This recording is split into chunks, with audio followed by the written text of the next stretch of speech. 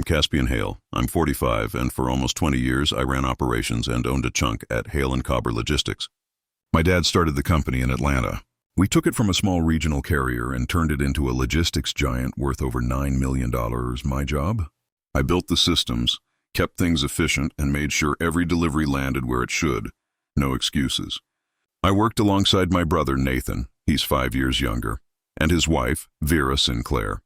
Vera was our CFO, and if you'd ever met her, you'd remember her. She was 48, sharp, charming when she wanted to be, but always hungry for control and attention. She'd held the CFO spot for more than 10 years, and people in finance circles thought she was a star. But behind the perfect manager act, I always saw the ambition simmering. What I didn't see was just how far she'd go to clear the path for herself. Her betrayal hit me like a punch to the gut at an emergency board meeting in early February 2025. Out of nowhere, Vera rolled out a presentation. She'd cooked up all these charts and forecasts, all negative, all exaggerated, painting a disaster and pinning it on me. Mismanagement, wasting company funds, refusing to adapt to the digital age, she threw every accusation she could. Nathan, my own brother, backed her up. They voted me out, forced me to sell my shares for $1.2 million, less than 60% of what they were worth. I left the company I helped build with nothing but a folder and some things in my head that Vera never expected me to notice. If stories about revenge and wild twists keep you hooked, you'll want to stick around. There are new stories here all the time, each one crazier than the last. So Vera told everyone she was saving the company from me. Said I was too old school, out of touch, stuck in the past. But that wasn't it. She wanted the whole thing for herself, and she figured if she picked the right scapegoat, nobody would look too closely. But I'd already started to notice things, starting back in September 2024. The financial reports didn't add up. Weird numbers, corrections that made no sense, payments going through without proper sign-off. Vera always had an excuse. Just a little accounting adaptation, she'd say. Urgent business. I kept my mouth shut and saved everything. Until mid-February, before my exit was official, I still had admin access. I downloaded files, memos, transaction logs, and spent hours poring over old accounts and hidden cost centers. Patterns started to show up. Dates, recipients, transfers to names I didn't recognize. After I was forced out, I triggered a clause in my contract, a 60-day legal review window, where every major move had to be logged and open to audit. I used that to hire a forensic auditor on behalf of the board. Just routine, nothing to see here. They started in late February and worked through March 2025, and then the truth came out. For over 2 years, from January 2023 to January 2025, Vera had been stealing from the company. Nearly $1 million, $970,000 gone. She used fake accounts to pay for international trips, luxury cars, home renovations. Some of the money disappeared into an offshore account linked to a consultant who didn't even exist. Every transfer had her digital signature. When the audit report landed with the board in April, you could feel the shock. Nathan went white as a sheet. He tried to defend Vera, but the documents were rock solid. The audit was recorded in the official minutes. Looked like company business, but really, it all started with me. I didn't show up for that meeting. I didn't need to. The auditors delivered the evidence straight to the board, and copies went to our lawyers and the insurance folks at the same time. The timing was perfect. The proof was airtight. Vera tried to claim it was a technical mix-up, that the transactions were misunderstood. She brought in lawyers, leaned on employees, and said I was out to ruin her. But the logs were all there, access records, IPs, authorizations, every transfer, date-stamped and signed. There was no way around it. The board called an emergency meeting in mid-April. This time they wanted me there. So I drove back to the office I'd left 2 months earlier, parked in the visitor's lot, and walked through those doors, no longer an owner. Maria, the receptionist, looked up. She smiled, but I saw the sadness in her eyes. "Mr. Hale," she whispered. "It's good to see you." I just nodded. "Good to see you too, Maria." Tension buzzed in the conference room. Nathan sat at the head of the table looking worn, Vera right beside him with her arms locked tight across her chest. The 2 board members, old friends of the family, shifted in their seats, clearly wishing they were anywhere else. Our attorney, Gerald Fisk, had a pile of documents in front of him. "Already bracing for the worst." "Caspian," Nathan said, his voice tight. "We need to talk about these audit findings." I just nodded and sat down across from them. I'm here to listen. Gerald cleared his throat. The forensic audit found some serious issues in financial management over the last 26 months. Specifically, there were unauthorized transfers, 973,150 to be exact, sent to outside accounts.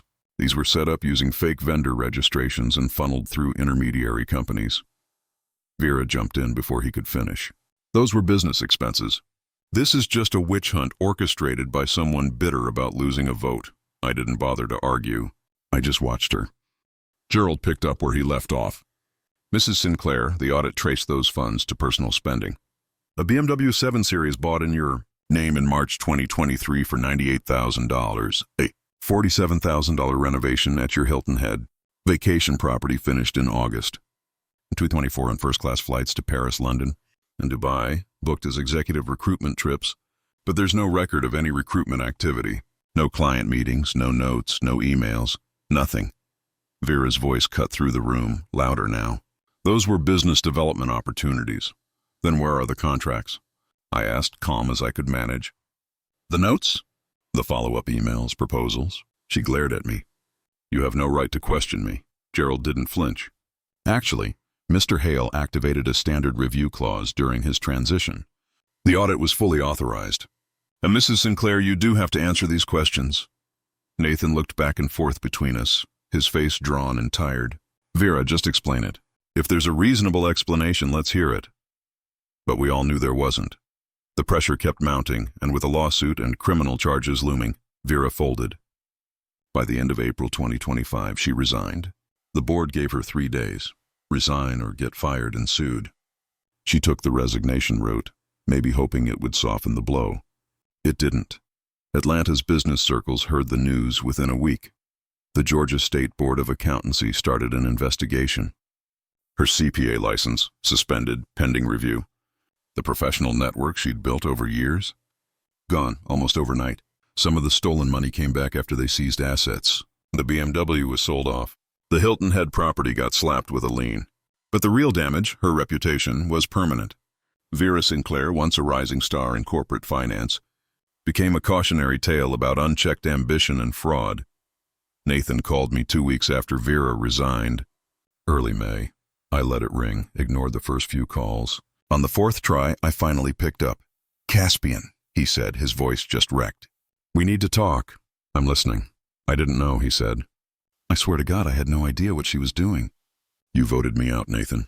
You picked her story over 2 decades of my work. He went quiet for a long moment. I know, I have to live with that. But you need to understand, she manipulated all of us. The board, me, everyone. That's how manipulation works, I said. People only fall for it when they want the lie to be true. You wanted me to be the problem. That was easier than questioning her. He had nothing to say to that. I could hear it in the silence. What do you want from me, Nathan? I want to make things right. Come back, help us rebuild. We need you. I looked out my office window, a modest place in Buckhead where I'd started piecing together something new. A long silence. He waited. The company doesn't need me, Nathan. Never did. What it needed was honesty. Accountability. You'll have to figure that out yourselves. Take care of yourself, Caspian, I said, and hung up. I never picked up his calls again. With the money from the forced sale of my shares and some savings, I'd already started Hale's strategic ops in March 2025, even before the audit wrapped up. The idea was simple. Help family-owned businesses protect themselves from internal fraud and the kind of operational mess I'd just lived through. My first client came through Gerald Fisk, late April, a textile company in Chattanooga. Good sales, but their cash flow made no sense.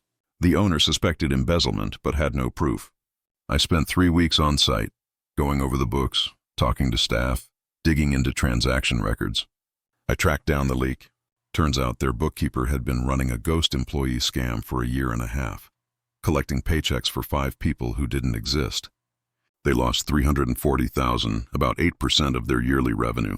We gathered all the evidence, handed it off to law enforcement, and set up new controls. The bookkeeper got prosecuted. The business bounced back. Word got around fast.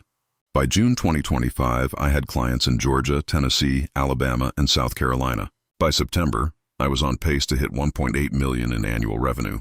I brought on 2 forensic accountants, a former FBI fraud investigator, and a compliance specialist. Small team, but we got things done. Honestly, the irony of it all wasn't lost on me. One of our biggest clients that August was Meridian Freight Solutions, a direct rival of Hale & Coweer's Logistics.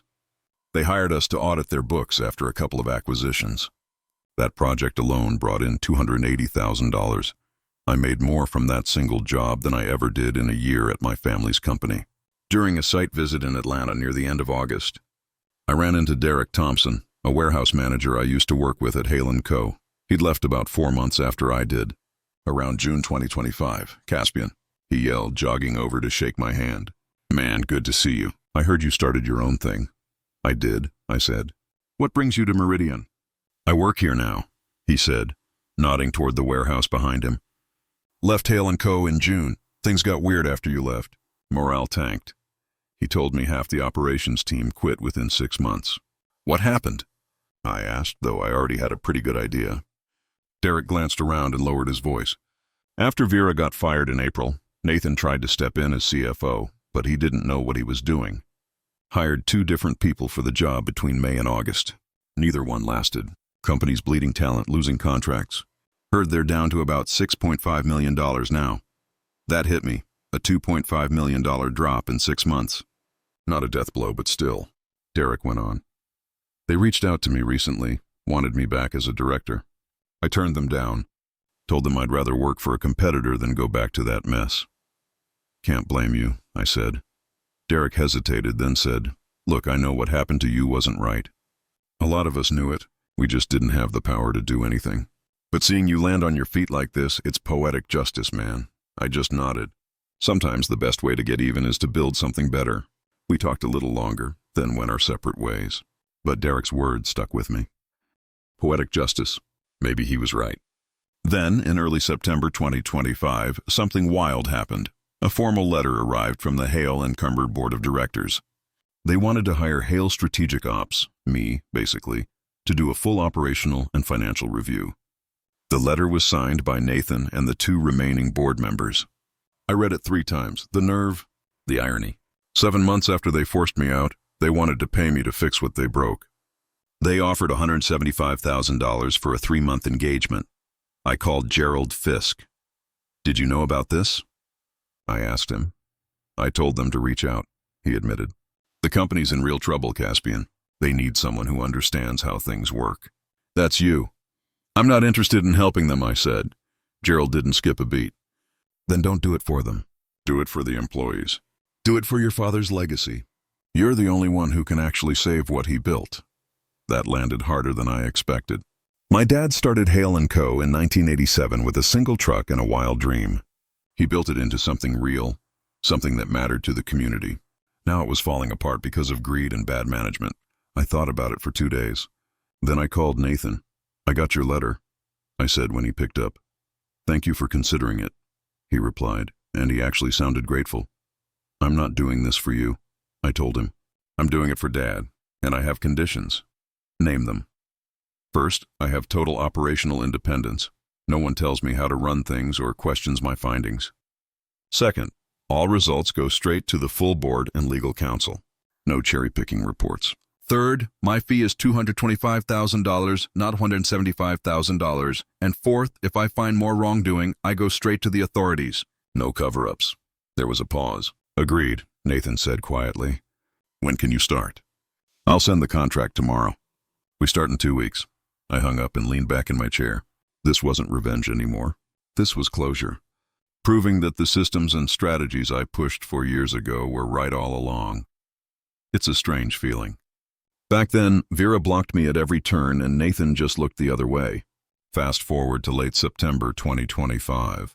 I walked into Hale & Coweer Logistics, not as the owner this time, but as a consultant. The whole place felt off. Smaller somehow, like the air had changed. People hustled down the halls with their heads down, just trying to get through the day. No spark, no drive. I spent my first week just watching. I sat in on meetings, poked through workflows, paid attention to how people made decisions. The problems slapped me in the face. Messy routing systems, pointless admin loops, departments barely talking to each other. Every single issue was something I'd called out in my improvement plan years before, I'd put that plan together in early 2023 and Vera had tossed it aside as a waste of money. Nathan shelved it, probably hoping it would disappear. Well, it didn't. I dug that old plan out of my files. March 2023, clear as day. Everything I'd warned about was happening, almost like a checklist. I updated the plan with new numbers and brought it to the board in my second week, early October. I handed out copies. This is the roadmap, I told them. It was ready 2.5 years ago. If you'd put it in place back then, you wouldn't need me now. Nathan just stared at the pages, not giving anything away. Richard Townsend, one of the board members, skimmed through and let out a low whistle. This is insanely detailed. Why didn't we do this? He looked at Nathan. Nathan looked anywhere but at me. Doesn't matter now, I said. What matters is what you do going forward. Either commit to this plan or don't waste my time. Nathan finally met my eyes, then looked away. They committed. The next 6 weeks were a whirlwind, early October through mid-November. We tore down the old systems and rebuilt from scratch. I brought in 2 people from my own team. We reworked routing algorithms, slashed redundant contracts, put in real-time tracking. Delivery errors dropped by 34% in the first month. By early November, you couldn't deny the results. Operations were up 41%. Client retention shot from 68% to 89%. Revenue leveled out, then started climbing. Not back to 9 million yet, but you could see the momentum. I gave my final report in mid-November. The conference room was packed. Nathan, the board, the new CFO, some department heads. I walked them through every number, every fix, every process we'd put in place. The foundation is solid now, I told them. But you have to stick to it. No shortcuts. The moment you start making exceptions, you'll be right back where you were 9 months ago. Richard nodded. This is outstanding, Caspian. Honestly, the board wants you back. Maybe as COO, maybe CEO if you want it. I knew this was coming. Gerald had tipped me off weeks ago. I'd already made my decision. I appreciate it, I said, but I'm going to pass. Nathan's head jerked up. Caspian, wait. Let's talk terms. Whatever you want, we can work it out. It's not about the terms, Nathan. It's about where I'm headed. Hale Strategic Ops is growing. I've got 8 employees now, clients in 7 states, and a business model that works. And it's mine. I built it. This company can't be mine again, not really. Nathan's voice cracked. But this is Dad's legacy. I could hear the desperation. Dad's legacy isn't just a company, I said. It's a standard. Excellence, integrity, taking care of your people. You can honor that here, without me. In fact, you should. That's how you show you learned something from all this. Silence. Then Richard spoke up. For what it's worth, Caspian, you proved your point. Everything Vera said about you being outdated or inflexible, it was all projection. You were ahead of the curve then, and you still are now. I thanked him. Really, I hope Hale & Cobra keeps thriving. But my chapter here is done. I packed up, shook hands, and walked out. I knew I'd never be back. As I reached my car, I heard Nathan behind me. Caspian, wait, I turned. He looked older, worn down by the last 9 months. I need to say something, he said. I'm sorry. For all of it. For believing Vera. For voting against you. For not standing up when it mattered. I let you down. I let Dad down. And I've had to live with that every single day. I looked at my brother. Really looked at him. I saw the regret in his eyes. Real, honest regret. Part of me wanted to hang on to my anger. Anger felt easier, simpler. But truth is, I wasn't angry anymore. I was done. I believe you're sorry, I told him. And I forgive you, Nathan. Not because you deserve it, but because I'm not carrying this weight around anymore. Forgiving you doesn't mean we go back to how things were. You made your choice when it counted. Now I'm making mine. So that's it? He asked. We just don't talk again? Maybe someday, I said. But not today and probably not tomorrow. You need to rebuild this company without me. I need to keep building mine without you. I got in my car and left. Glanced back in the mirror. He just stood there in the parking lot, shrinking away as I drove off. 2 weeks passed. Early November 2025, I landed the biggest contract of my life. $580,000 with a national shipping company to overhaul their fraud prevention systems. 8 months of work, a team of 15. Hale Strategic Ops was on track to hit $3.2 million in annual revenue by year's end. I thought about Vera every now and then. Word got around. She'd picked up a bookkeeping job at a tiny nonprofit in Savannah, making $38,000 a year. Her shot at restoring her CPA license? Denied in October. The Fed seized the offshore accounts. She was starting from scratch and it'd take years. I didn't gloat, but I didn't feel bad either. She made her calls. I just made sure there were consequences. The real win wasn't watching her fall. It was getting my freedom. They forced me out of a company I helped build, and I used that push to build something better, something that was mine, with nobody able to vote me out or take it away. One Friday night in mid-November, I sat alone in my office, looking out over the Atlanta lights. I thought about my dad and the things he taught me. Work hard. Treat people right. Build something that lasts. I'd done all of it, and when they took it, I did it again. I opened my laptop and wrote my team. Year-end review meeting, Monday 9:00 a.m. Be ready to talk about Q1 expansion plans. We're going to need a bigger office. I closed the laptop, turned out the lights, and went home. Vera tried to write me out of Hale and Cobra Logistics. Tried to turn me into a cautionary tale, an executive who couldn't adapt. But in the end, she became the footnote. A warning in audit reports and fraud prevention seminars. Her name became a lesson in what happens when ambition tramples over ethics. And me? I stayed what I've always been. A builder, someone who knows the foundation matters more than the facade. Systems last longer than personalities. Integrity beats everything in the long run. I never replied to Nathan. Not because I wanted to hurt him, just because I saw things clearly now. Some relationships don't get fixed, and forcing it only makes things worse. He had to make it on his own now. And so did I. Last I heard, Hale and Cohen was steady, growing slow but sure. They were running the systems I built, keeping the standards I set. Dad's legacy was safe, but I didn't need to guard it anymore. I had my own legacy to build, and this time nobody could take it from me. If you like this story, go ahead and hit the like button. Leave a comment and let me know what you think. I really want to hear your thoughts. If you haven't subscribed yet, just click that subscribe button and tap the bell so you'll know when I post something new. Thanks for watching. See you next time.